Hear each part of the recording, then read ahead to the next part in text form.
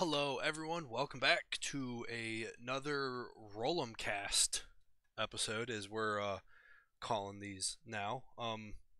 Carl, as always, joined with Dakota. Hello, everybody. And if you're listening to the podcast, just know that we do have a correlating video over on the YouTube where we will be showing a lot of the cards and things that we're talking about, but we'll explain them in best detail we can here, of course.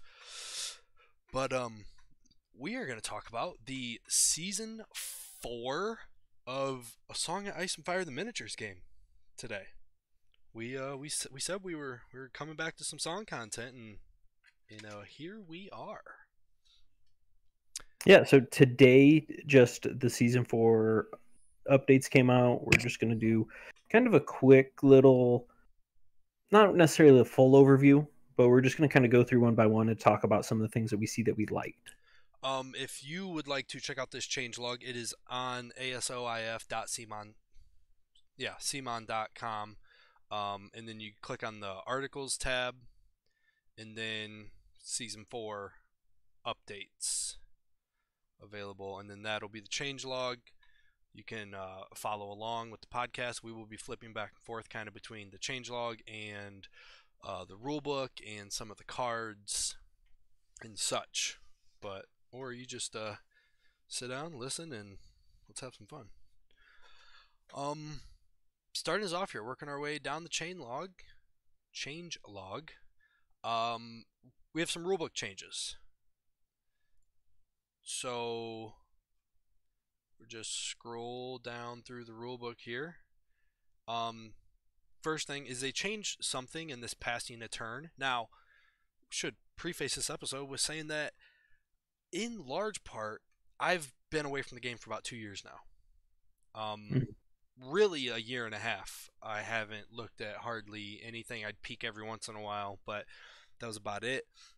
So this passing a turn thing, like, I have never played a game with this being a thing. Same. I haven't played in about 6 months, and that change came up for season 3. We're now on season 4, and I didn't play any of season 3. So Okay. So passing a turn. At the start of the game, both players will count how many total non-combat and combat units they have in their armies. The player with the least amount of total units in the army at this time gains the ability to pass their turn twice per game. If both players have the same total number of units, neither player gains this effect. The effect is, once per round, at the start of their turn, the player that gained the ability to pass may elect to forego activating a unit, instead moving from the start of turn step to the end of turn step. They may do this twice per game. I believe it's been twice per game the whole time. yeah. I don't know what about that text has changed, but it seems fairly straightforward. I don't think I dislike it. Because activation, as you know, activation advantage has always been a thing. As much as some people would argue that it's not because you're bringing stronger units, it is. Activation advantage has always been a thing. This is them kind of acknowledging that without doing anything too aggressive, because anything too aggressive and now you're giving people with big, strong, beefy units an advantage that they shouldn't be having. So yeah, I'm good with that. I know we kicked around the idea a long time ago of like, if you have a turn, right, but you're completely activated, and your opponent still has activations, and you have a turn, you like one unit can make a 2-inch shift, or you could put one card. You could draw a new card and then put one card back into your deck, or just like a little something. This is a different version of a little something. Yeah, I don't know. I mean, yeah. I think it's fine. I haven't played with it, so I mean, I'm undecided on it. There's a part of me that's like, free folk can still take like 9, 10, 11 units, and then my Brath can still take 7, and even if I pass a turn, it's not going to do anything. So, it's better to get something than nothing, because free folk are going to out activate you anyways. Yeah. I mean, Um, that's their style, and but it is once per round, so you can't use both of them in the same round. yeah. I don't know if that's the verbiage that was changed from previous editions or not. They might have added it in this. They might have put it in there and Um, just actually added it to the rule book. Who knows? if I don't anyone know. does know, like, drop it in the comments and we'll give it a bunch of thumbs so that people can kind of find that. Hmm. Yeah, the next thing really is you're gonna have to scroll all the way down, I think, to basically page 26 of the rule book. Okay. I am correct, and it is essentially in battlefield setup. There's a new battlefield layout section. There is one change on page 16 in the perform attack part. Once in their final position, the attacker will then perform one melee attack. This is not a separate action against the defender. See melee attack page 15. This attack gets the bonus of being able to reroll any attack dice, charge bonus. So it's the attack post charge. Um, I don't know what they I don't know added either. there, Yeah. unless they just added the because they have it in parentheses. This is not a separate action. Like, so I don't know Yeah, if we've had probably that just a come up before, probably just a with way they like, wanted to throw it in there to like clean up yeah, words. because we I do remember, I can't remember specifically the event, but there used to be a thing where it was like, oh, I charged and now I'm attacking, like this is a new action. I think it was like a Hmm. card draw thing, maybe on a Lannister attachment. Yeah, there was something. I don't And specifically remember. yeah, it was an argument years ago, but yeah, I don't know if Yeah. that's it or not. And actually missed two. There is one on page 21 under Yes. timing conflicts, orders, and tactics cards. I mean, it's pretty much, I don't know, I'm reading it. It seems the same rule. Mhm. Sometimes a player will have multiple tactics cards and or order abilities with the same trigger. In these situations, that player may only ever use one order or tactics card in response to that trigger. And that's normal. Yeah. Also note that when an order or tactics card is used in response to a trigger, all the targets to that card must be declared before the effect is resolved. That Exam maybe that was added. Maybe, yeah. The example is player A has tactics card that triggers when a friendly unit attacks. One of their attachment also has an order ability that triggers when a friendly unit attacks. When their unit attacks, they may only select one of those effects. I mean, yeah, that's pretty straightforward. Maybe they just added that second paragraph. Yeah, maybe they just cleaned it up or something. Yeah, But that's which is, I don't know how much they've cleaned up targeting, I'll but say, unless something crazy happened in the last year and a half, and then now they're going back to maybe an old style. I doubt it, because that's kind of always been a cornerstone of this game. Like, one trigger gets an order or a tactics mhm, card. yeah. Oh, one other thing. Sorry, we're scrolling through this, and the neutral limit is now 12 points, not 20 points anymore. I didn't know if you were 30 aware of that. 30%. 30%, yeah. 30%. So So in if a you're playing, 40-point game, it's 12 points. you're right, a 30-point game, would it be 8 or 9?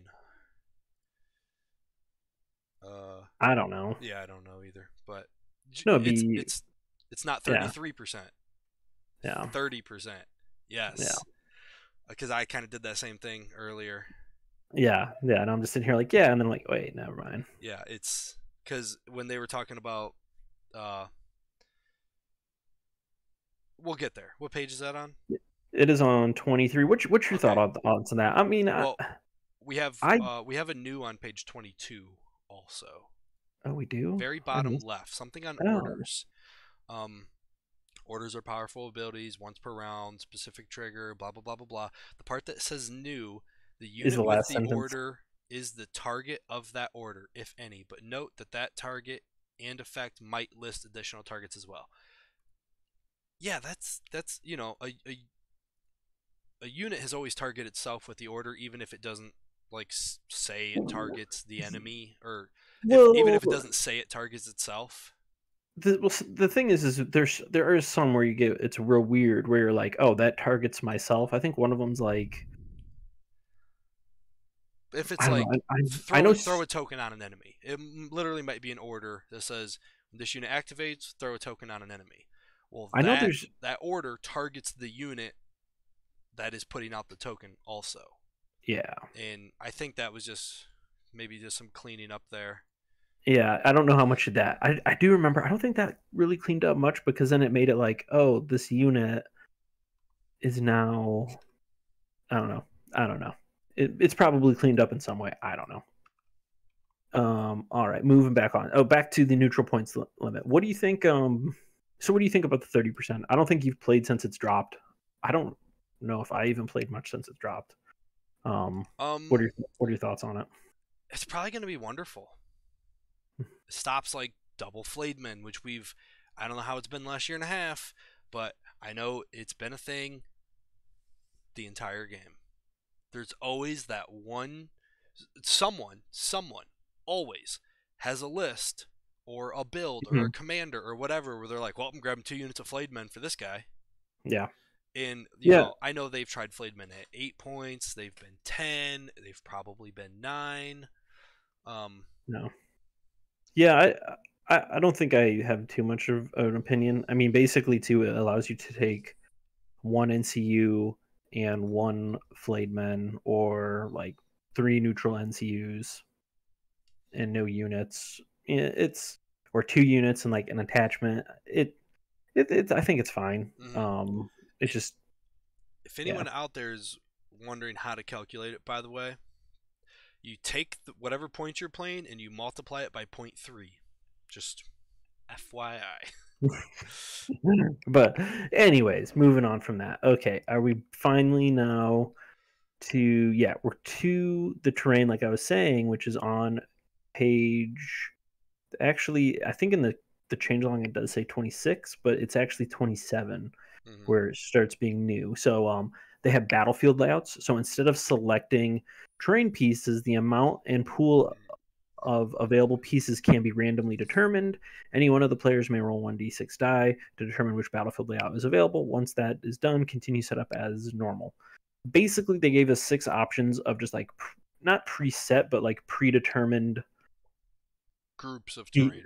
groups of terrain. Hmm. I don't dislike this. I'd like to play with it. I think it's better than.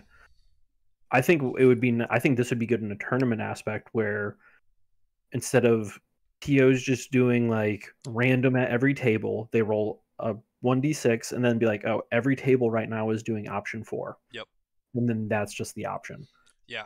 And then even to the whole like player picked, it literally always turns into corpse piles and weirwood trees Yes. I'm because assuming it's that part of the game hasn't changed in the last year and a half because it was that way for 3 whatever years that we were, in song. I All we mean did was song for a long time.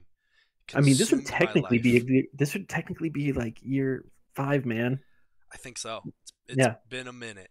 Uh-huh. So But if yeah, I mean, it's just a way to not do random specifically, but to do like better random, I think. there is no one of these options that has a weirwood and a corpse pile on it. Huge fan. Nice. I am a huge You fan of have that as well. on a 1 you have weirwood clearing, a weirwood, 2 forest, and a hedge. Okay. On a 2, somber battlefield stakes, corpse pile or forest, low wall or bog. Corpse pile or Wait, forest is times 2, by the way. yeah. The first one, forest, is times 2. Hmm. Um, so you have. I would hope that in a tournament setting for like that one where it's corpse pile or forest times 2, they're going, hey, 1 corpse pile, 1 forest. Or maybe they just go double forest and be like, I, no one you gets know, corpse pile. that's the same thing as I'm looking at these. I think the first 2 and 3 they both have corpse piles, which They have or corpse piles, so you could or go corpse piles. corpse pile lists Yeah. Which and honestly, on like all of them. that's Actually, that's that's the one thing I always hate it when it's like, oh, you're running the panic list, and we only have there's one corpse pile, but like it obviously it directly affects you. hmm Just because like that's it's just helping feed your army with what it wants. So I mean, do they say how this terrain gets placed? I think it's just regular placement. Like you just pull it out of that pool. So Almost do like like the random pool do where you go back and forth do rolling. players place it then?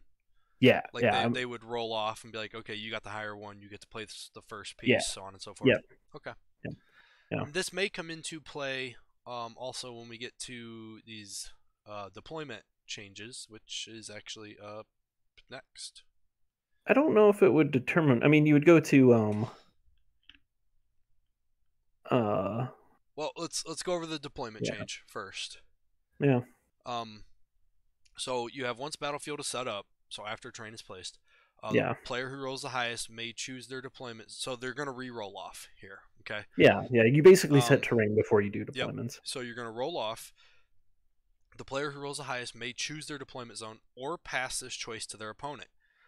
The player who does not choose their deployment zone will choose who will be the first player when the game begins. So the player who does not choose deployment zone. So we roll off, you win. You can choose deployment zone or you can make me choose deployment zone. Mm-hmm. The new part, the player who chooses their deployment zone also chooses who deploys first. Then each player alternates deploying one combat unit battlefield, continue until everything's been deployed. So that's the new part. It used to Yeah, be whoever chose the deployment zone deployed first. yeah, And a lot of times, like, I didn't actually care which side I was deployed. yeah. That's I usually how battlefields get set up. it's I want you to choose what side you're getting deployed on because I want you to deploy first.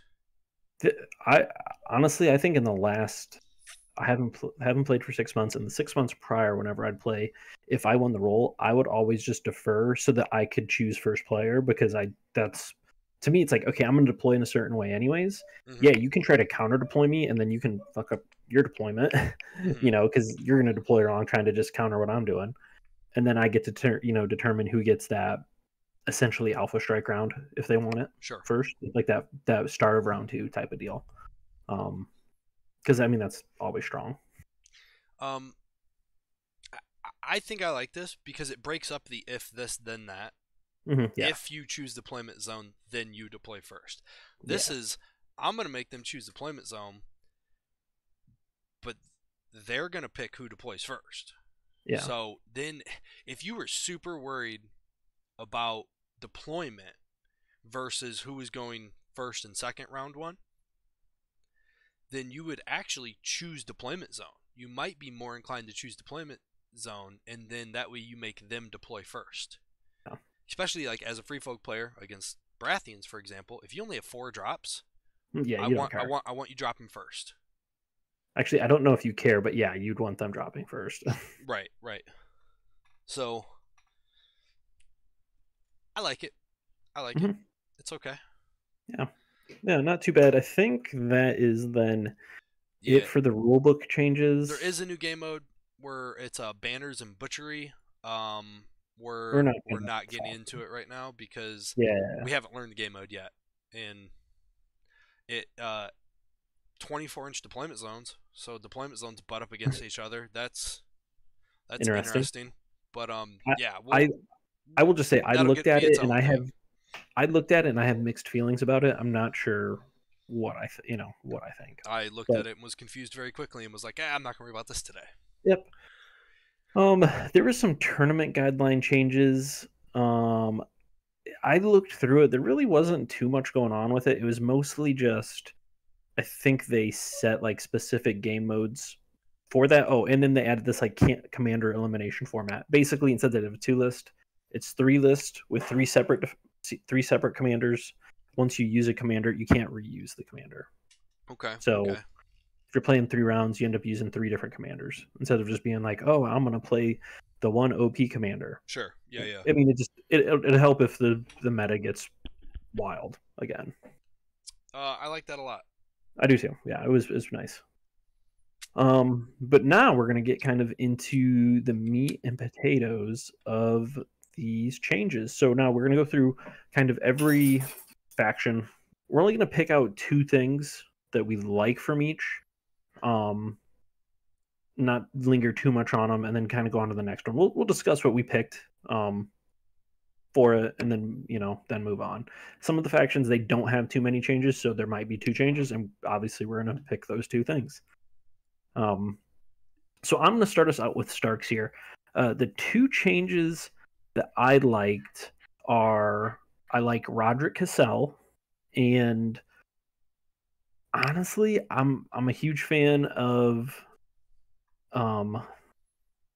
my number two is hard to pick. I'm a huge fan of the Loyalist change, the Karstark Loyalist change. That's kind of my two. Okay.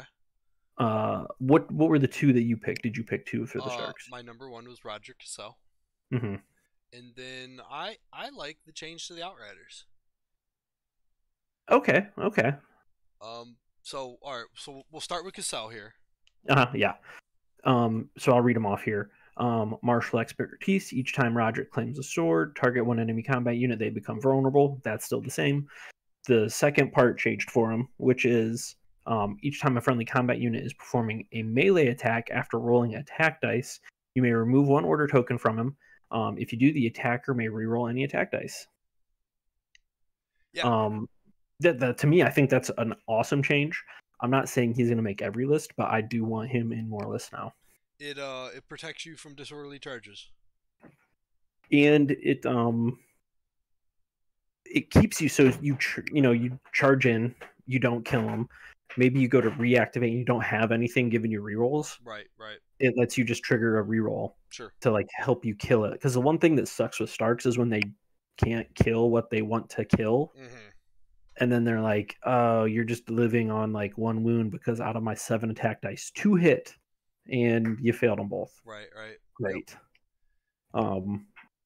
Yeah, so I mean, everybody loves that. It helps Starks do Stark things without being like insane. Yeah, it's only 2, so it's twice per game. Yeah, you know? I mean, you can just save them for pivotal times. Sure. Going into the Loyalists now, just because they were kind of next. They changed basically all their abilities. So they now have Ferocious Assault. Each enemy successfully charged become panicked. They gave their flail Vicious. Mm-hmm. And then each time this unit performs a melee attack before rolling attack dice, target the defender for each of this unit's destroyed ranks. The defender becomes panicked or vulnerable. So basically, your down ranks, you can put an additional token on it. So you can start like stacking them up. I'm a fan. It gives Starks token play, and it also gives them a unit with Vicious. They have a couple now, but it just makes them not the same as Sorin Swords, basically. I mean, that's kind of what they were before. There was like, do I take Sorin Swords or them? They're very much the same type of unit. Yeah, it's nice because they're hitting on a 4+. Mm-hmm. And so that can be very lackluster. Giving them the token play, because you would, with a 5 movement, these guys can get the charge. Yeah. Panicked and Vicious. It's very likely that whomever they charge fails that. Yep. And then as long as they do a wound on the attack, of course, and you can get 3 wounds, or you get 2 on the attack, 2 wounds through the panic, whatever you may be, then the next time they attack, they get to do a panic token again because you're down a rank. They're going to bring Vicious, which is going to help get you down to that last rank, and now they're going to vulnerable and panic. And yeah, they save on a 4+, 6+ morale, so they can stick around. So for each one of this unit's destroyed ranks, not the defender's destroyed ranks. Oh, I missed that part. Okay. So it goes a little bit more into the starkness of being down ranks. So less good, but still good. Sure. Yeah.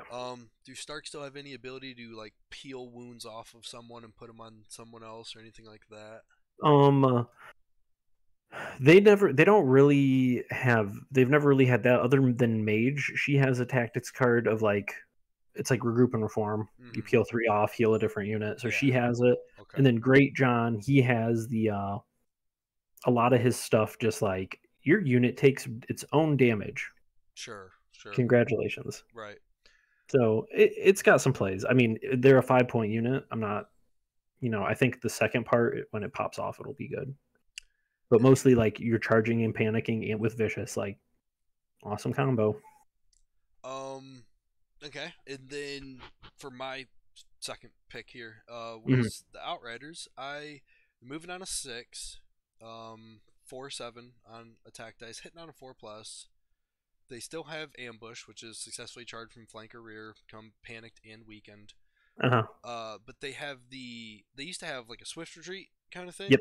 Okay. Yep. Well, now they have tactical reposition. Start of enemy turn. Target one friendly unit in short range. They perform a 3-inch shift. Um, those are just always nice. You can use them to. First off, a unit is always within range of itself, so Yeah. you could move the outriders, 3 inches. Um, you could move a friendly unit. You may move them out of line of sight. You may move them, the other side of a low wall to help you on defensively. You may move a unit in front of the outriders, maybe to body block for them. Just a lot of subtle little movement tricks there. I like those. Yeah.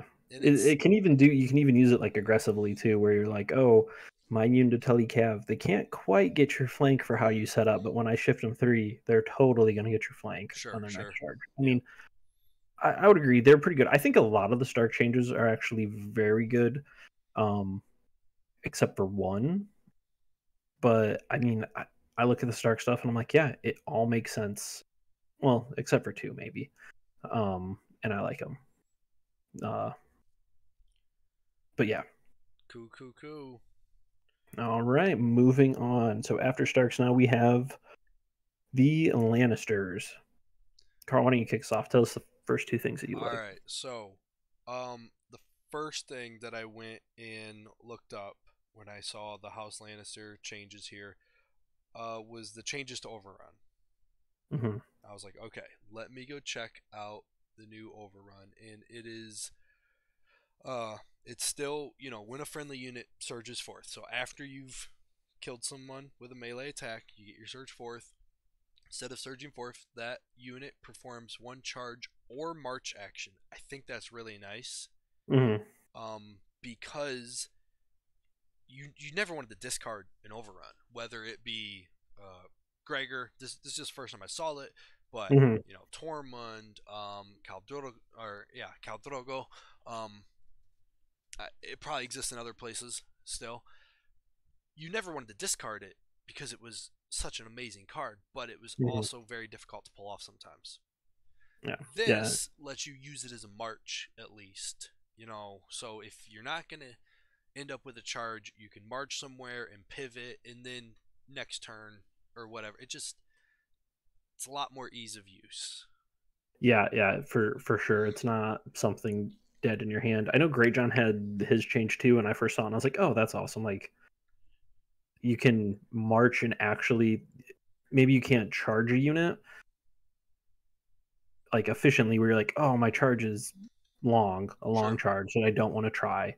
But you're like, I can just march straight and completely get out of line of sight and not get shot or turned on or maybe nothing. maybe it's end around and you're going next round anyways, or you're like, all right, I'm not gonna worry about, if I march, maybe I can get into a flank next time. Like, I could charge this, maybe it'd be a 9. If you have Clegane, you get to re-roll.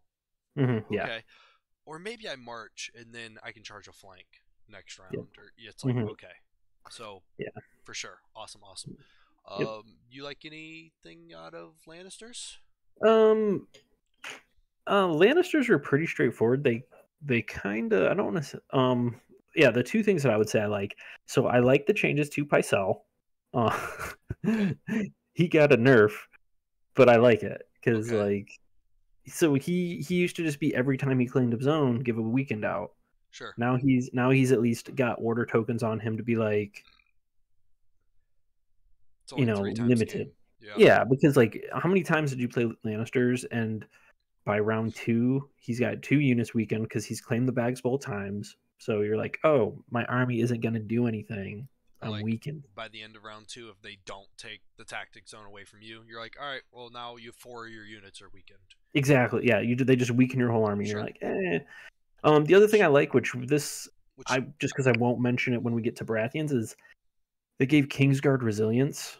They also gave Rainbow Guard resilience. I think that's a solid change for both of those.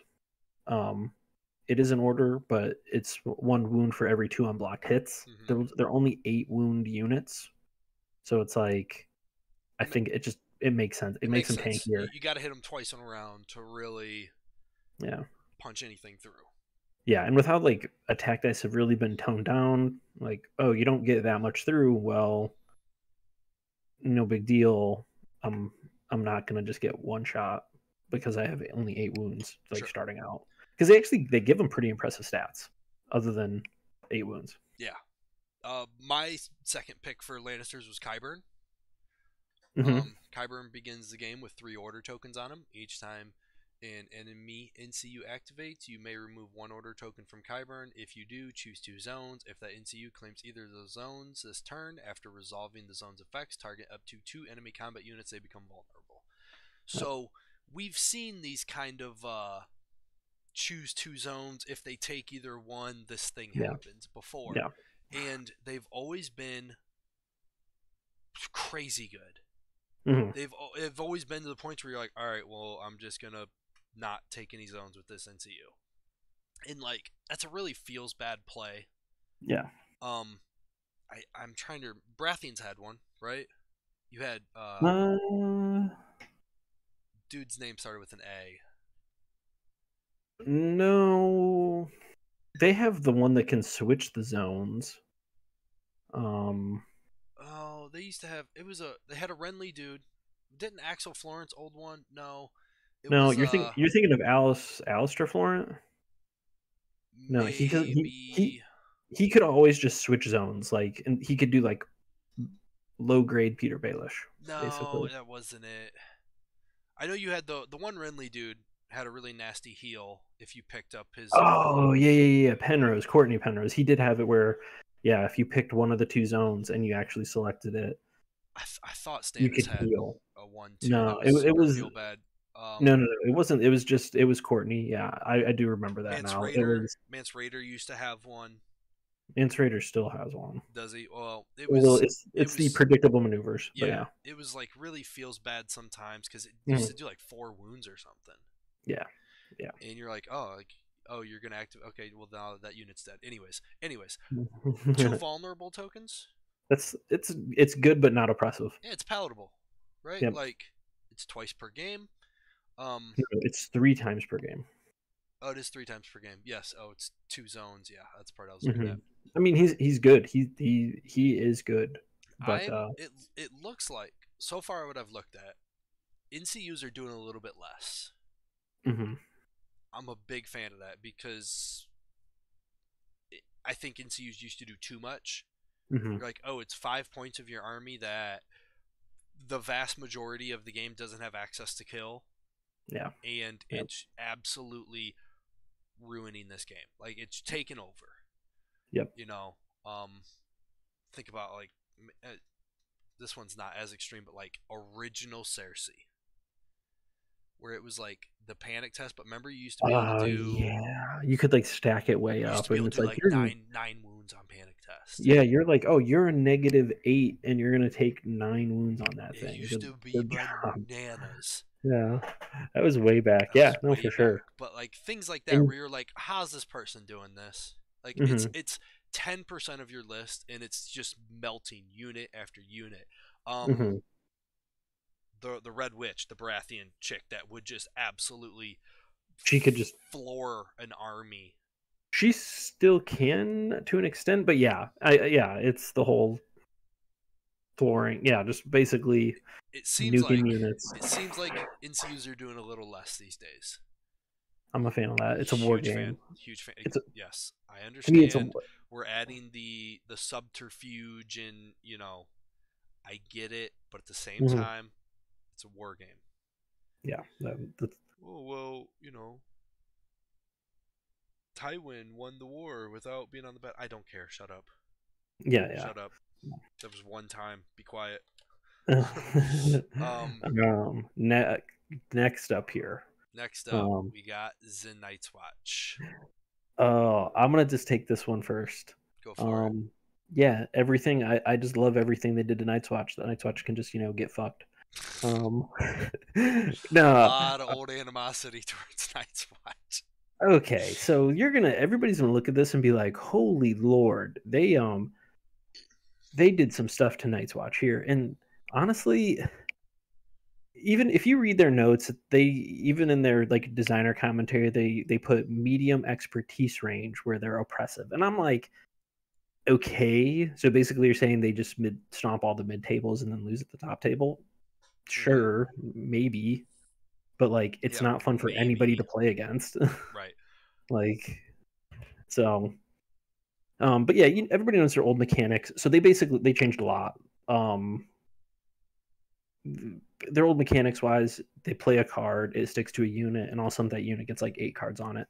Oh, Um, main thing that they changed, which I'll just say I like this as a thing I like, is they now they redid every tactics card to basically have 2 triggers. They can play it when they do a thing. So like friendly units performing a melee attack before rolling attack dice, they get like a tactics card to play, or they can play it when a unit activates and then they attach it and they'll get like a small buff. But then all of those small buffs that they attach, if they fail a panic test, they can get thrown out. yes. That was I'm a huge fan of that that. was my number one. Night's Watch cards Yeah, fall off with failed panic. because It I has think been so overdue. mhm. And I was even thinking about this. So I loved like in 1.6, like when Night's Watch first came out, how they did the cards. You could only like put 2 on them, and then you had to like use the zones to turn them on, like the secondary effect. Hmm. And I like that because then it's like, oh, I got to use the tactics board and get my cards on the right units how I want them. Sure. And then they turned it in there, just like, oh, we'll just put as many cards on any units, and there's no more zone control needed, and they're just good, Just gas. just straight gas. Remember back when there wasn't a card limit to hands? Yeah. Night's Watch player would have legitimately, Hmm. legitimately 12 plus cards in their hands going Yep. And then into they would like just round two. play them all and Just win. card vomit on the table Um. and just So, absolutely melt. And it was just like, I get that they're supposed to be elite. A, why are they out activating me?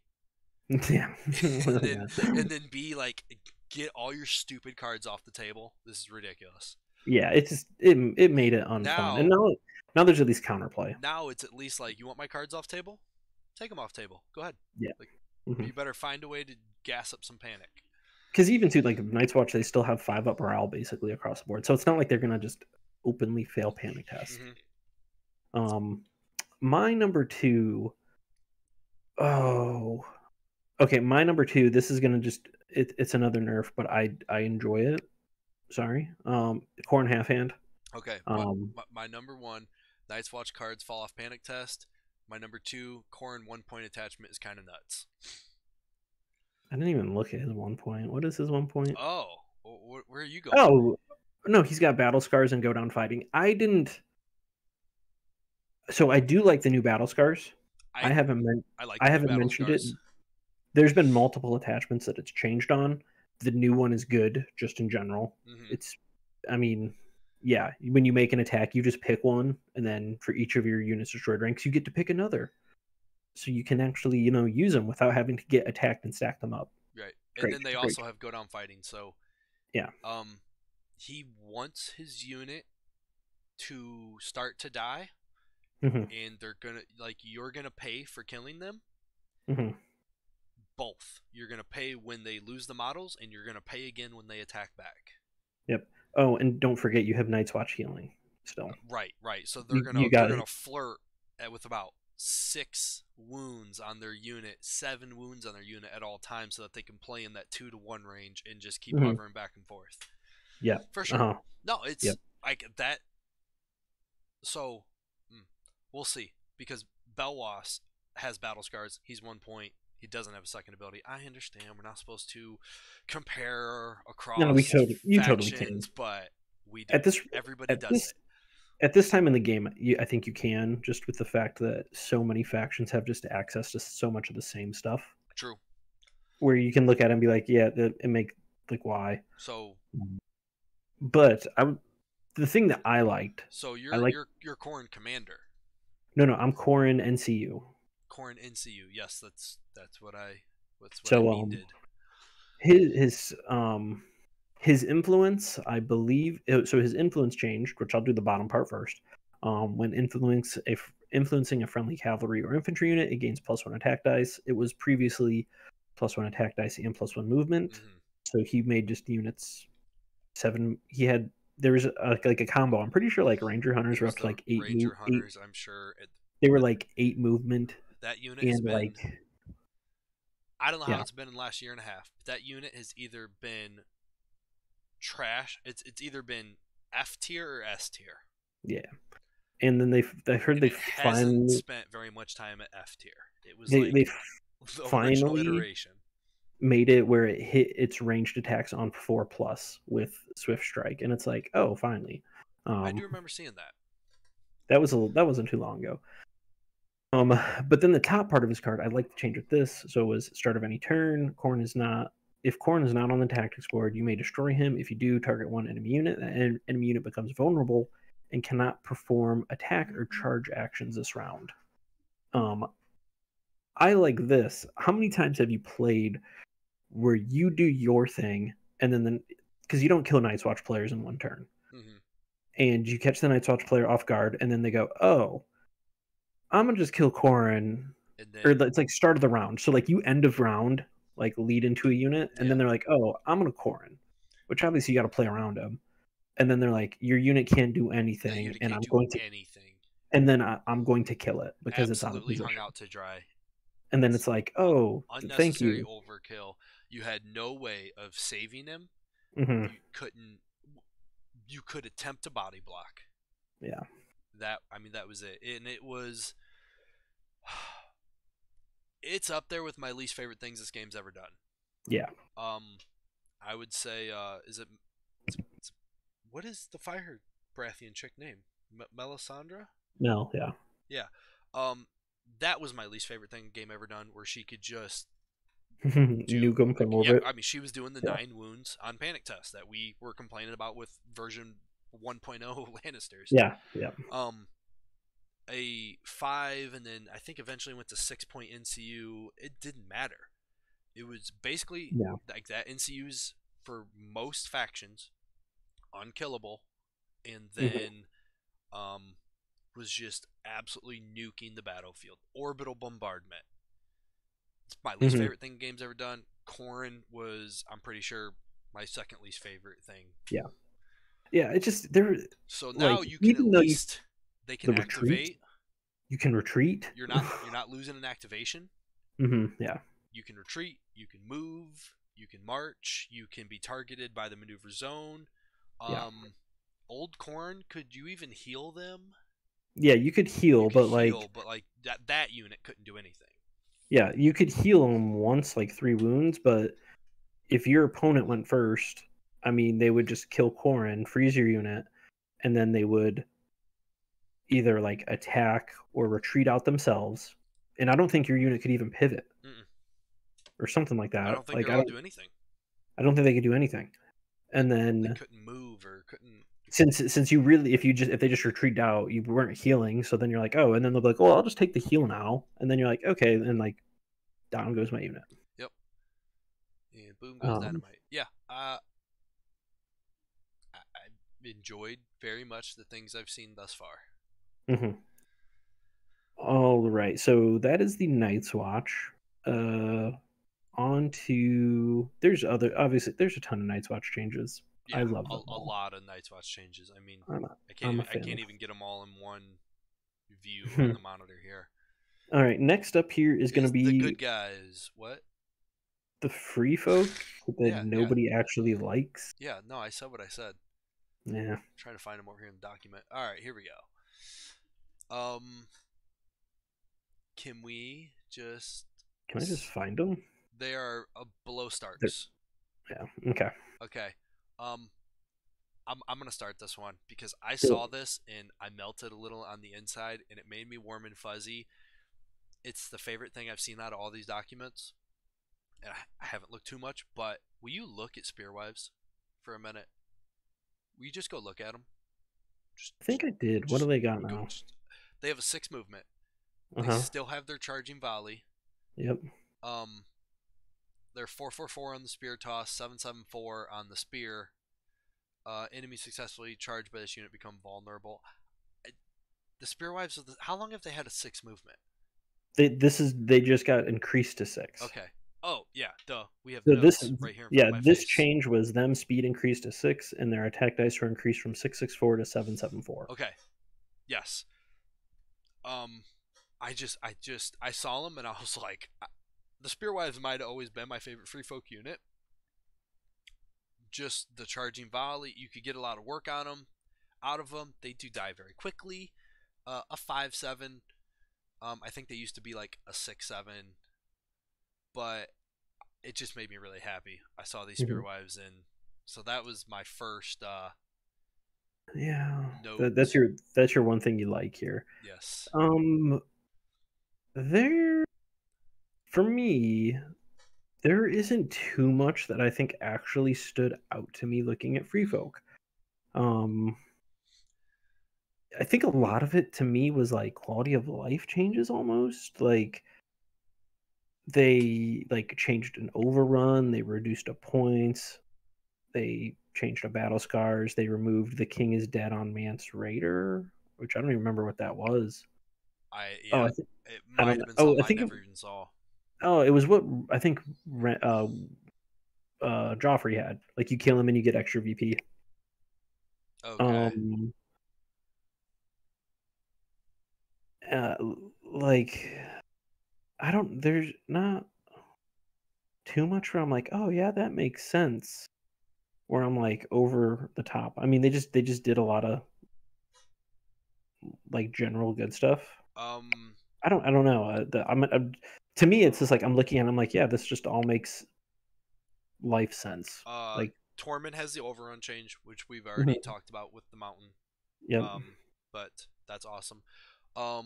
Is it Lady Dala? Yeah. Is that how you pronounce it?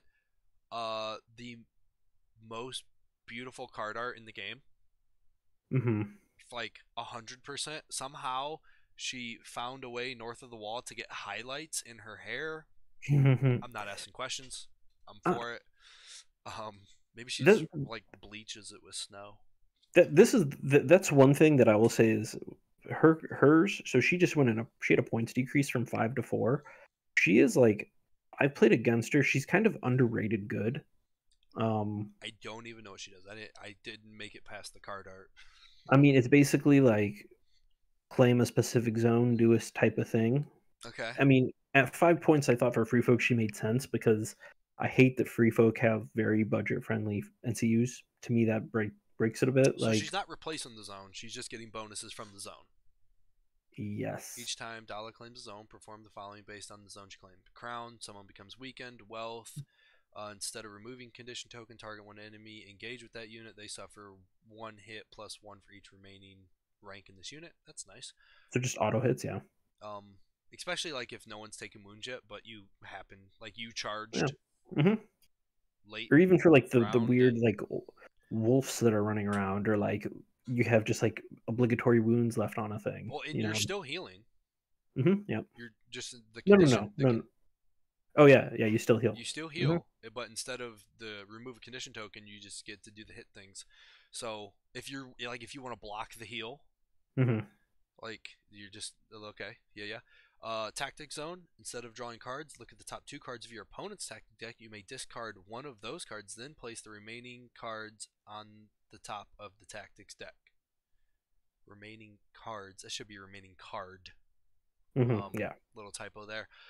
Yeah, that's cool stuff.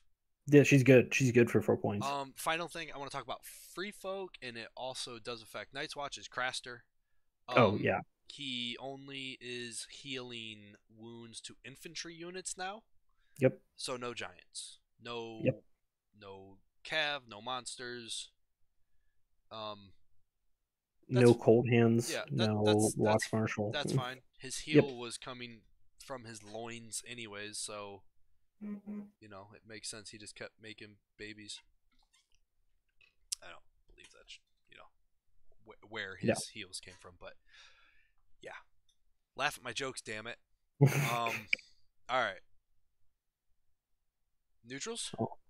Neutrals are Yes, next. on to the neutrals. A lot of awesomeness in this one. Oh, hey, Meg the Mighty has overrun. Also, I just saw. Yeah, Okay. there's just so many different things with overrun. Um, let's see here. Neutrals. Starting us off here. My first one, we'll just start with.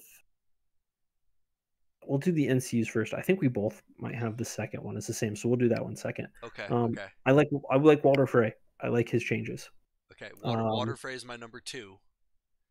I mean, he's my number two too. I should Okay. say. Okay. Um, So I think we have the same. Do we have the same number one and number two? Probably. Okay. So, I Walter Frey has had a tumultuous time in this game. I remember when he first released, he had the turn off an NCU, Dude, which I miss this so much. I think which our notes are almost exactly the same here. so, so like that was so strong back in the day because if you took like you would take him to fight the other NCUs, and then if you didn't take him, you're like, damn it, my NCUs are just turned off. Mm-hmm. Like every round, he just picked one that needs to be turned off and turned off. Yep. It was strong. He was 5 points. It was strong, but he was in every list because he was the only person that could contain those NCUs that just did crazy shit. Yeah. Like Yep. you had to take him, Yep. and if you didn't, you were definitely at And he disadvantage. was 5 points in, I'm Uh-huh. old. He was 5 points back in the land of 3 point NCUs. Yeah, yeah. Which I'm hoping there's gonna be someone listening to this that never saw a 3 point NCU. The game I used don't. to be riddled with them. Honestly, I'm gonna be honest here. I didn't mind the 3 point NCUs, but like I they were I all didn't until strong. the NCUs got too good. They got too good. They just got too good. Yeah, Yes. Okay. like So I wish all NCUs would be 3 points, but they sucked. all right. So let's talk about what Walder does here real quick, and then I'll give you my Yes. note. So once per game, when he claims a zone, you may replace the zone's effect with choosing two. One enemy takes all three different tokens. One friendly unit restores 3 wounds. At the start of the next round, you become the first player. So you basically, in theory, you're going to want to play him with you're tokening a thing, healing a thing, and then you're going to pick be the first player. Yep. Like that's the deal. Like you want to do one of those two, and then you're going to pick that third one. Unless you're That's already the like, first player. Next well, round. you're true. You could use him defensively to Right. be like, oh, you Or just like dunked on a if unit. you were Well, just about. Oh no, because you're already first player. You're probably saving him for first player. I'm not disagreeing with you. I mean, the thing is you could use it where, oh, you attacked me hard and the wealth's blocked. I have no way to heal. You might follow up with something small that can kill me. Like, oh, the thing that can follow up with me, I'm healing 3 units. I'm putting all the tokens on you. Right. You're not going to kill In me now. case of emergency, break glass. Yep. That's a good point. That's a very good Yep. point. Um, But yeah, you're going to use it to become first so player. that last ability comes from the addition of the game that was like, oh, if he's the last activation and claims a zone, you're first player. I don't remember what it was. That's exactly what I it was. remember it was one of the reasons I quit playing. Yeah. So here's my note on Walder Frey. Do you remember what specifically you said when you started talking about him? He's had a tumultuous time in this game. Yes. Okay. My note on Walter Frey is I don't hate Walter Frey for the first time ever. Yeah. I've always hated Yep. what they've done with this NCU. Yep. This is the first time where I've been like, it makes sense. It's once per is he overcosted at 5? He has a once per game ability. That second point is really strong though, because you're basically going first 2 rounds in a row. That's true. Using that correctly. That's strong. I mean, it is very strong.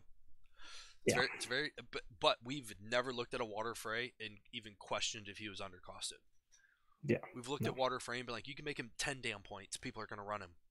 Well, I don't think in his last iteration, he was just never played because I probably didn't see his last iteration. No. I mean, you saw his last one. Is basically if he goes last and claims the crown, you become first player.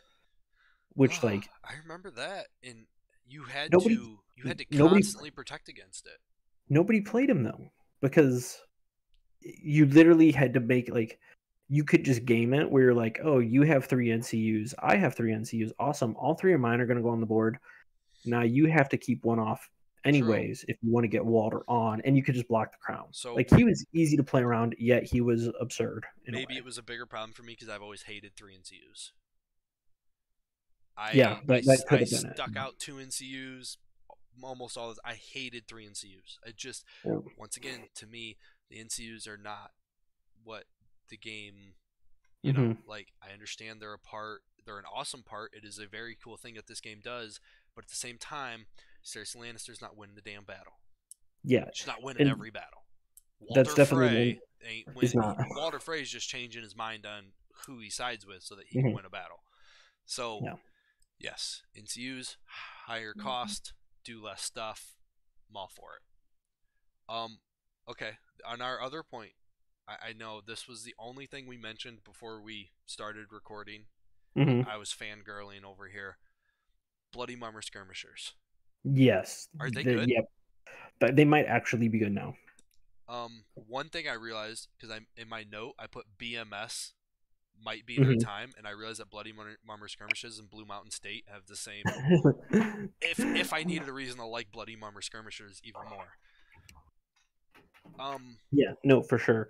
They are super good. They basically got an extra 1 to hit and 6 movement. They went up with movement. Oh, Well, and they got some dice. for me, they it might be my favorite thing I've ever painted. Is my Yeah. unit of Bloody Mummer skirmishes. Mhm. Warhammer, D&D, Song of Ice and Fire. My Bloody Mummer skirmishes might be my favorite thing I've ever played or painted. In when I put them in a list, I'm literally going, "It's only because you're pretty," and, I and that's it. I've never painted mine. So, but, like, yeah, the sculpts are cool. Everything about them's been cool, but now it's like, oh, they have the actual movement to, be fast. And instead of being like, oh, we're a 6-point unit that hits on 4s, we're like, no, no, no, we're bringing the offense. I This just It this makes is sense. that case when your overrun turns into a march instead. Even if you have Yeah. a viable target to overrun, you might Mhm. march Bloody Mummer skirmishers. You're getting 12 inches, and if you can, get a flank or whatever, you got the lead next round. Mhm. And you're like, here we go. I'm bringing these into someone's flank or rear, and then I'm going to weaken them. They're not going to be able to hit me. They're going to get counter striked, disrupt. Probably attacking twice. Like, yeah. And then I don't know what attachments, but Mhm. it there's probably something that goes real well in these guys right now. Yeah, for sure. There's something out there. Uh, Heck, even some of these battle scarred people. 5-7 defense morale. So they will die. They can melt, They will but die quickly. They're 7-6-5 on 3+s, but mhm. if you can get those weekend tokens out there, like that really helps that 7-5 out. Yep. All right. Why don't we jump into Targaryens now? You lead us off with this, and I will be right back. All right, well, I'm gonna tell all you guys why Dakota's terrible. Um, we'll see if he listens to this episode or not. Probably not. Okay, Targs. Uh, Belwaz. Wait, what is my note here? Oh, besides Belwaz and Overrun. All right, so we have Belwaz. Targs have Overrun as a basics tactics card. So, um, once again, that surge forth charge could be a march. The Targ Overrun is not character specific. It is maneuver zone specific. So yes, and then battle scars changes the battle scars on Belwaz. We already talked about it with Corrin. It's awesome. I really like that battle scars. Battle scars. I've liked the idea of battle scars since they've put it into the game. I don't know if I've ever liked the execution of battle scars. So I like it. You get one of these abilities no matter who has what ranks. Plain and Mhm. simple. And then if you are outnumbered, you get to fight back a little better. Awesome. Yep. Uh All right. I am back. So you said Belwaz and Belwaz and Overrun are what I was Overrun here. pointing out Mhm. thus Yep. far because it's a basic, it's a general target card. Uh-huh. So I mean it's going to affect you basically 100% of the time. Yeah. With the exception of when Targ's commanders swap out some of their cards. I don't. Someone swaps out Overrun, or they used to. I don't. Yeah, I don't know which one does either. Um, if I was gonna point out two I think things, Jorah. I think Jorah used to swap out Overrun. I think so. I'm a huge fan of. There's our basic. The most I'm a fan of is the basic unit card changes. Um, Fire and Blood and Unstoppable Advance. These are just two small changes. I'm not even sure what's changing on them, honestly. Um, I'm pretty sure it's just like their abilities, if I'm not mistaken. Because I remember seeing this and reading them and going, man, those are just two good cards. Which is basically one's the Fire and Blood melee attack buff.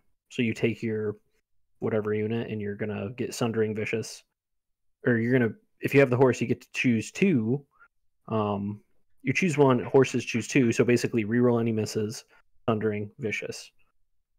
I mean, that's just a generally good card. I mean, that's almost like the Baratheons, ours is the Fury. You know, oh, you control this zone, pick two, or pick two of the three. Right. And then Unstoppable Advance. I remember this card being the I'm going to just move over terrain and break the terrain. Correct?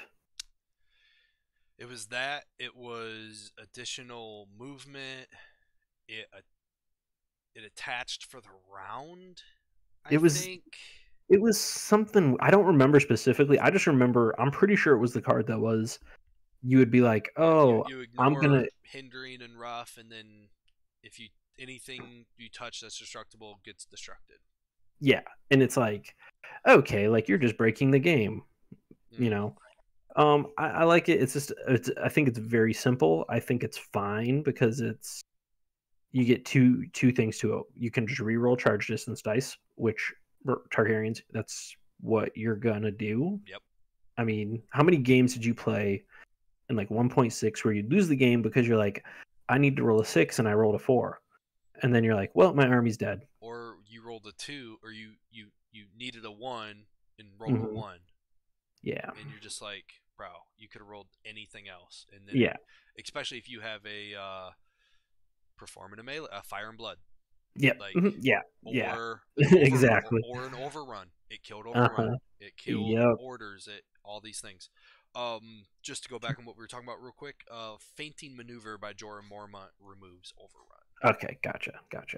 And then even the second part, I don't like I said, I don't remember what's changing on this card completely, but then I do like the whole second part as well. When you surge forth, you get 3 extra inches of movement during your maneuver, which is great, you know, for Targaryens because like, oh, you kill the unit, I need to be able to make sure I'm slipping past your flank, getting out of your line of sight. Yep.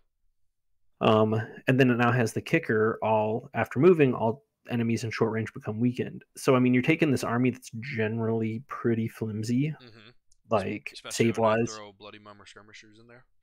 Yeah, and then you're like, oh no, we're pretty solid now. Yeah. Yeah, you might be able to, you play your cards right. Pun intended. You might dish out 3 weekend tokens here.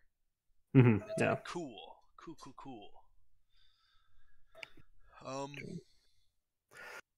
All right. Who is Assault Orders was my next one here. The Khal Drogo Assault Orders. When a friendly NCU claims a zone, replace that zone's effect with one friendly combat unit may perform one melee attack action. If this target's Khal Drogo's unit, it may instead perform a charge action. Right. And then their notes on here. Most of the changes done here were to open up the ease of use with these cards, reducing some of the stringent and situational benefits that weighed some of these cards down. I think we're seeing that on multiple cards here. Yeah. You know, we've already talked about it with Overrun. You never wanted to discard it, but a lot of times you had to discard it because you're like, it's not going to do me any good. Well, at least now it's got to march, which you may say, I want to march 0 inches in pivot. Yep. Like, well, I guess that was an option before Surge Forth. Whatever. Yeah, no, I get what you're saying. I get what you're saying. March. Okay. Yeah. The I was gonna say the assault orders. So might be the first time too in the game that every assault orders card actually is the same. Um, Wild. there's like 4 or 5 different armies with assault orders, and actually they were all so the Starks had this version that's limited. Basically, one unit performs a melee attack unless kicker occurs. It's a charge action. Right. Drogo's was like you perform an attack, which you have freaking Dothraki vets that can like shoot and fight, like shoot and charge or whatever their thing was. I don't remember. Or other you could just stack it essentially with Right. something. But now it's Or melee attack. which I think it's just a clean because it's like, oh, why is it shooting? There's even it seems less abusive for sure. There's also 2 people that are getting Courtney Penrose. He has it with Might of the Crown, which a few other people, Kevin Lannister, he has it on Might of the Crown.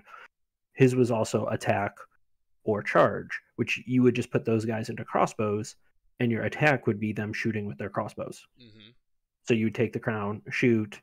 Your opponent then has to block swords, and then you get to do whatever you want on the tactic zone. If they don't block swords, like say they heal, well, you just shoot again.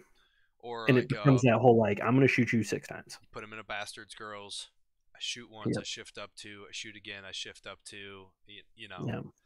And then you finally shoot and charge. All right. Is that one of your Baratheon picks? No. Okay. Well, let's move on to Baratheons then. Okay. On to Baratheons. Like I just said, we just talked about Might of the Throne, but I'm not talking about them. And I already talked about Resilience on Rainbow Guard. Not talking about them. Super excited that frickin' Kingsmen don't look like trash now. So, Kingsmen and Queensmen, they're going to be I guess I have 3. Kingsmen and Queensmen, they're lumped together. So they used to always have the Kingsblade and Queensblade, which always revolved off of like using tactics cards on the unit. Okay. Which I don't know if you remember that, but yeah, it was like, oh, you make a melee attack, you can like fish for an Arges of Fury and play it. Yes. And it's like, that's cool and all, but my ass just disordered that charge or XYZ. Mm-hmm. So they, even in their notes here, they've changed it instead or of you these. have like both of Arges of Fury in your hand.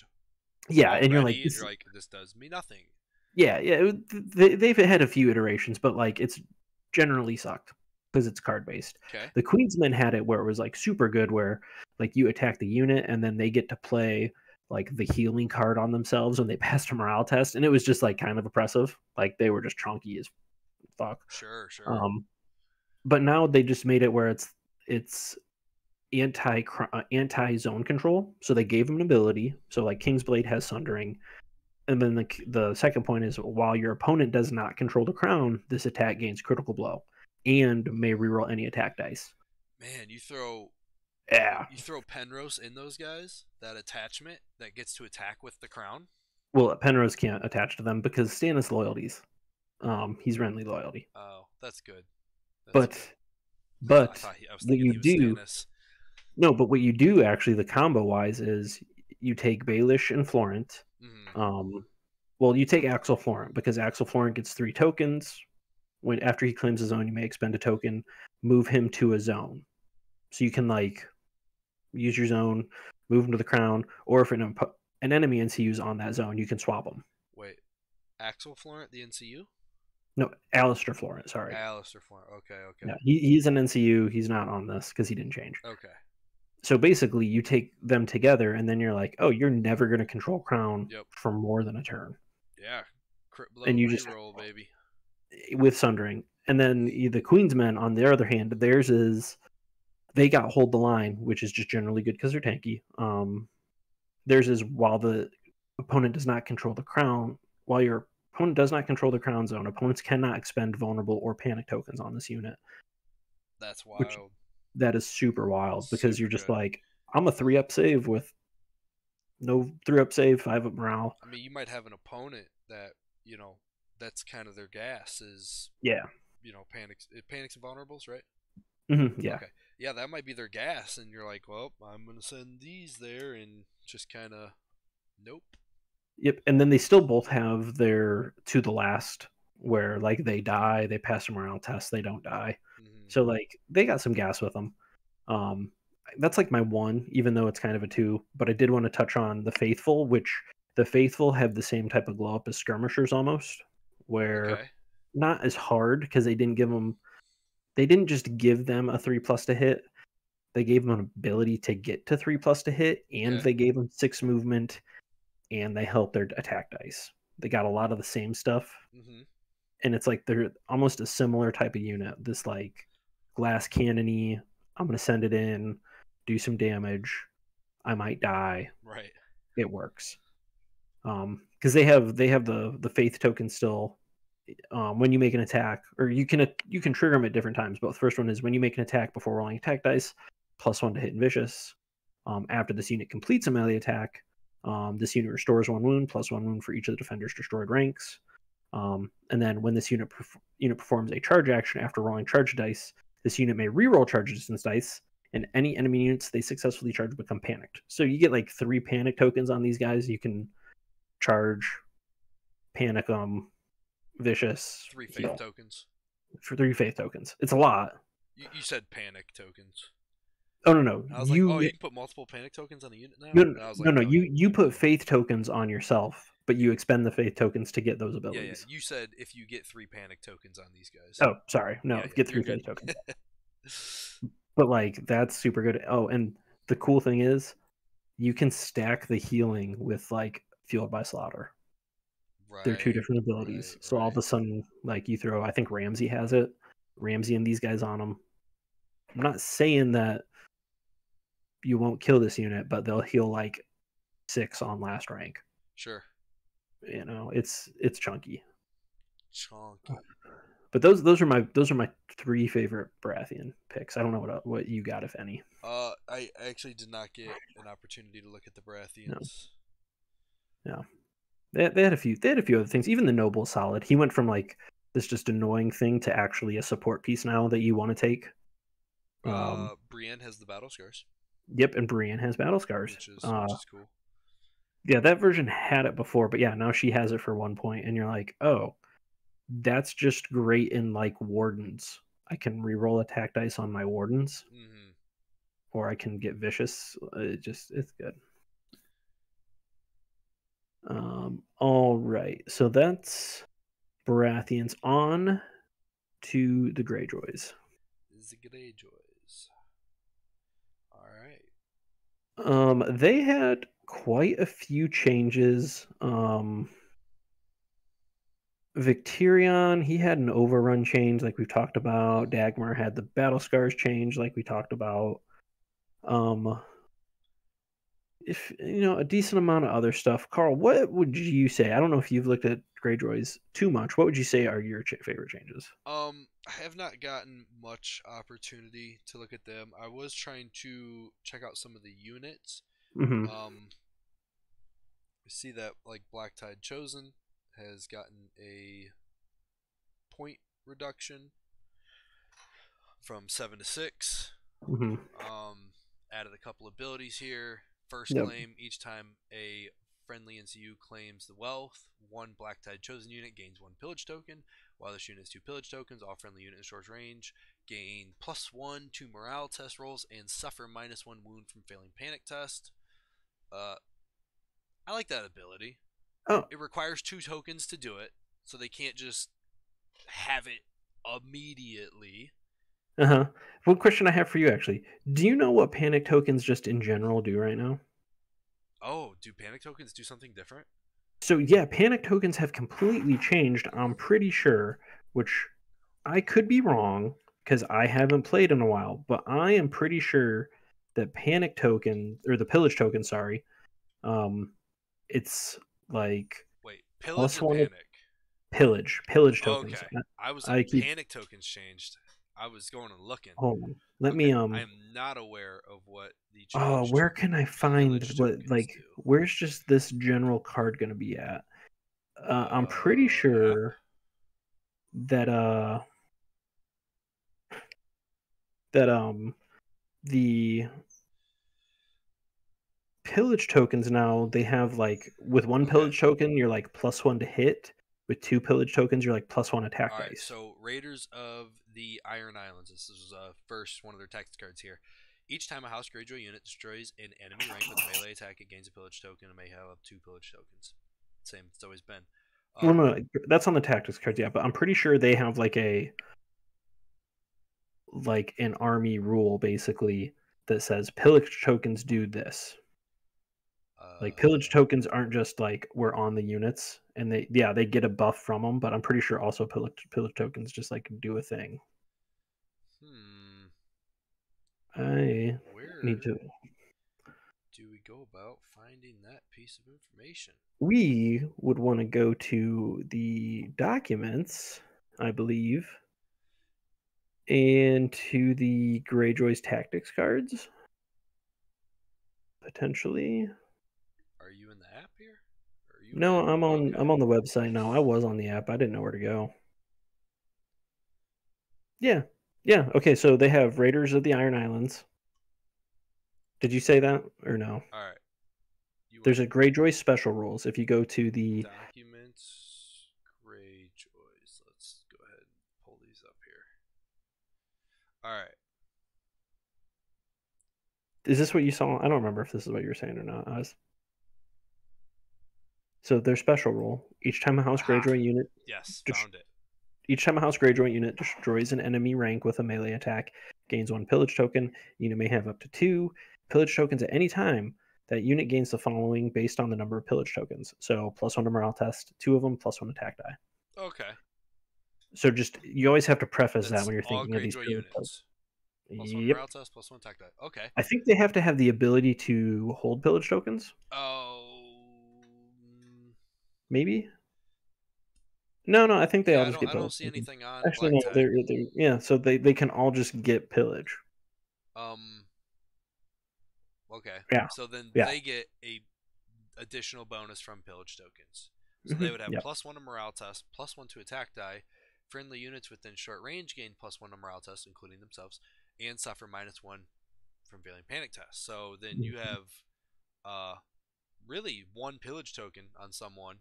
They're in short range of these dudes. They have 2 pillage tokens, and now both of them are a +2 to morale test, -1 to wound.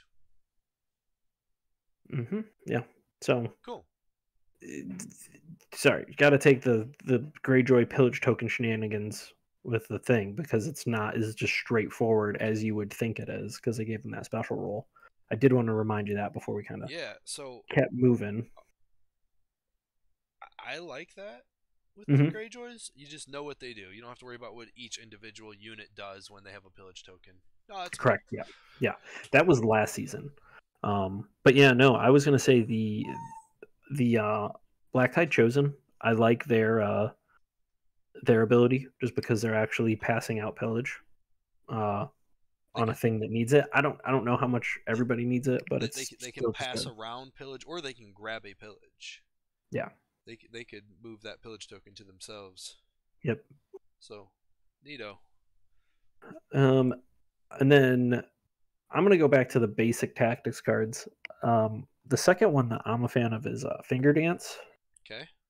So this used to just be, from my recollection, when one unit performs an attack, they make the target vulnerable, and I think like they themselves become vulnerable, something of that nature. I do not remember. Yeah, it was kind of abusive. So basically, you'd put on your bowman, they would shoot, they'd vulnerable to the thing they're shooting at, even though they're shooting is crap. But they got rerolls when attacking vulnerable targets. Yeah, sure. So they like got really good. And then like they themselves would like become vulnerable or something like that. I don't remember for sure. Yeah, because you never worried about them being vulnerable. Yeah, so it was just like, they were basically shooting vulnerable tokens. Yeah. I do remember that. So I think they cleaned it up to just be more of the, we're not just shooting, it's melee now. And it's different. You can suffer 2 wounds for each wound, up to 2 wounds for each wound you pick one. And there's 3 different options: panicked, vulnerable, reroll attack dice. So it's kind of just falling in line like with everybody. You have like pick 3. Right. Pick 2 of the 3. Yep. The attacker may suffer up to 2 wounds. Okay, so you could do this twice, picking up 2 one time and 1 the other time, and never lose a rank. Yep. Or if you have a ranged unit that has the same amount of dice on ranks 1. Well, it's melee attack. Oh yeah. Yeah. Either way, Yeah. a melee unit that has the same amount of dice on each rank, Uh-huh. you could. I mean, even too, you put this on like the Chosen, for instance, because I see them here. Okay, they and so yeah, they're now 4+ to hit, but they're now just always rerolling attack dice. They'll take 1 wound and reroll attack dice. I wonder if they have any ability to siphon heals. Oh, Greyjoys have a ton of heals from my recollection. Yeah, take the wounds, do better stuff. You're gonna have heals anyhow. Yeah, Aaron Greyjoy, I think he's the first NCU on here. I don't know what changed with him.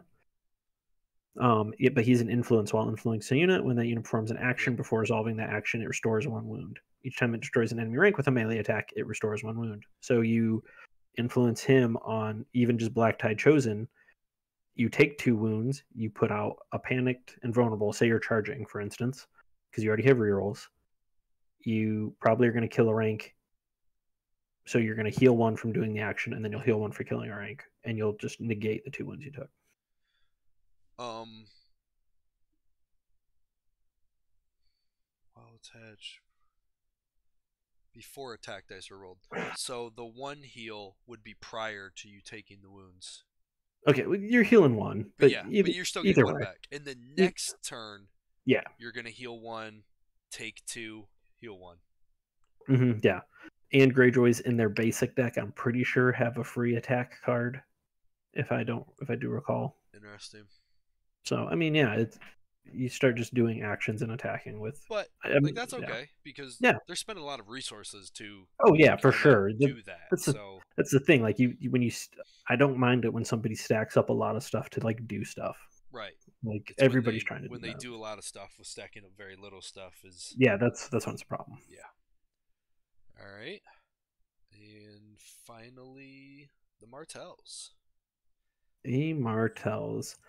I think there's overall less here just because they are a newer. Yeah, faction. I'll be honest. I've never played against them. Don't really know a ton about them. Played, period. I think I've barely seen them play. Picked a couple of things. I really like their NCUs. Oh, their NCUs are nerfed and they're still great. Okay, well, I like these NCUs. I like Duran Martell and Eliara Sand. Duran Martell, each time Duran. First off, he's commander, NCU. Only one in the game? Correct, yeah. Okay. But he has a proxy on the tactics board for him. Each time he claims a zone, he may replace the effect with choose one. Hotaj unit, which is his proxy, may pivot then perform 1 march action. Hotaj unit may perform 1 retreat action. Yep. So really just guiding his proxy. Yeah. And I think it's a cool mechanic. But you just can't have too much of it in the game, or it becomes not cool. Yeah. Alaria Sand, her old ability was like remove 1 token, place 2 tokens. Like it was cranked. It might not have been that, but I know it was good. She got toned down a little bit, which that's fine.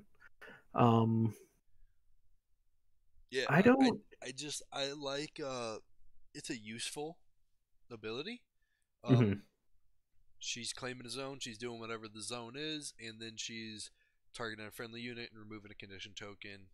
Yeah, I'd like to remember specifically what her old card was, because she's definitely toned down for 4 points. Okay. Because I do think it was like remove 1, place 2 type of deal. Which spirals, obviously. All right. I guess we do have Boltons to finish this out, but they only have 1 thing, and they have this inner circle thing, which is about how you play them. I skimmed it, didn't fully understand it, and I was like, I'm not going to worry about this right now. So to explain it a little bit, Boltons couldn't prior take neutral units. They could only take Bolton, if that makes sense. They couldn't take regular neutral units. Correct. Oh, They could not take. that's weird. They couldn't take neutrals. So I think I'm pretty sure. Don't if you guys quote me on that and I'm wrong, I'm sorry. That's what I remember. So this is basically like unlocking it so you can actually use neutrals with Boltons, because they were like, oh, we just realized that limits this faction too much. Which I don't know, I'm mixed on, because they released this as like a mini faction anyways, to basically be like, it's going to have all the abilities as a full-fledged faction. Mm-hmm. I get limiting it in a way, but I mean, obviously you want it playable. Basically the only thing is you can't do like neutral versions of the Bolton stuff. So like you can't take neutral Roos. And Oh, yeah. If it has a Bolton version, you have to take the Bolton version. yep, yeah. Yes. That is here on their little inner circle thing. But yes. Yep. Yeah, and then I'll be honest, I don't know what changed with Talbot. I don't know what changed with him either. He, as of right now, 2 order tokens. Each time enemy NCU activates, if Tybalt is not on Texas board, you may remove an order token. If you do, target one zone. If that NCU claims that zone, after resolving that zone's effect, one enemy combat unit becomes vulnerable. If that NCU does not claim a zone, that zone does not claim that zone this turn. At the end of the turn, Tybalt claims that zone. So, once again, we're talking about these, NCUs picking zones and then people, Mm-hmm. It having super crazy shitty effects. A vulnerable token's not that bad. Mm-hmm. I mean, unless for some reason they have, a vulnerable engine that you don't want them to have going, Uh-huh. or you have a unit that's supposed to be tanky and you're worried about a vulnerable token taking them off the table. Yeah. Vulnerable token's not that bad. Yep. If they don't claim that zone, they're pulling an activation out of you. you. Does he get to, since he's claiming the zone, this is my question, does he get to use the effects of that zone? Oh, I was under the impression that he did. He's claiming the zone. He does the zone. Okay. I mean, I don't know. I don't think it just forces him onto the board and blocks the zone. I think if it did that, it would say that. But he's claiming his own, and claiming his own means this thing. I don't think it has to be your turn. Doesn't have to be your ball. Yeah. I would be under the impression that he gets to do the thing on the zone. Okay, I mean, it makes. I mean, it would make sense. I'm just asking that because I don't know. Once again, if he picks a zone you want, or you don't want them to take, like he's basically telegraphing, I'm taking the zone. So you either block it and become vulnerable, or I take that zone. Uh-huh. I mean, there's simple plays with it, like start a round. Your enemy goes first, and you're like, oh, you take the tactic zone, I'm gonna vulnerable you. Mm-hmm. Well, your opponent then's gonna go, I'm gonna take it and I'll just eat the vulnerable, but it's like it's opening the swords up for you in a way. Like maybe your opponent wanted to go swords, or or heal or something of that nature. Crown. Yeah, it's adding some of that maneuverability to the counterplay. But yeah, like if you know your opponent wants to crown to start the round,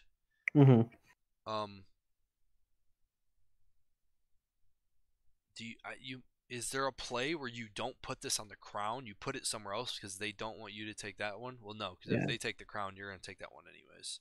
Yeah. But I mean, you would have Tybalt go to the zone he wants, and then it's your turn and you activate another NCU. You could get 2 NCUs out of the thing. Yeah, I mean, you're basically double zoning before they can. Which, depending on the round, like. Well, if your opponent's going first, it completely flips the like NCU dynamic of like 3 NCU versus 3 NCU. Yeah. Because if you're first and you have 3, you'll get all 3 on. But if you're second and you have 3, you only get Right. 2 on. So you're first, and I do this. Mm-hmm. If you don't take my zone, maybe you don't have any wounds, right? And like I want you, I pick the wealth. So it's like you kind of have to take the wealth now, Mm-hmm. Or it's like you're or I'm gonna maybe it's like grab mid. tactics and combat. Well, maybe it's like round 3, and you have one unit that's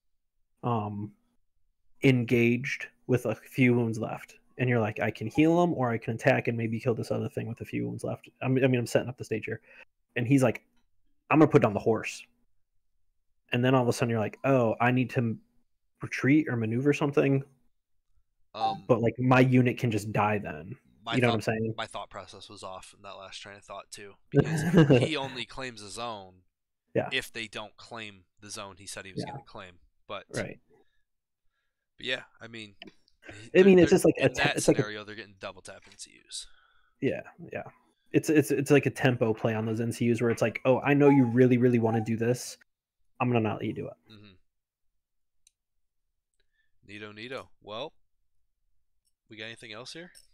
No, I mean that's it. I mean, we kind of ran through everything. It took a little bit longer than I even thought to run through all these, even though we just picked mostly 2 for them. Mucho ditto.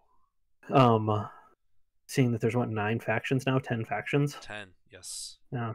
So it took a little bit longer, but we bared through it. We'll probably go through at some point and do maybe like a faction overview type of thing where we kind of encompass more of these changes and just the faction in general, so that like you get more perspective on what it means and how you can use the stuff.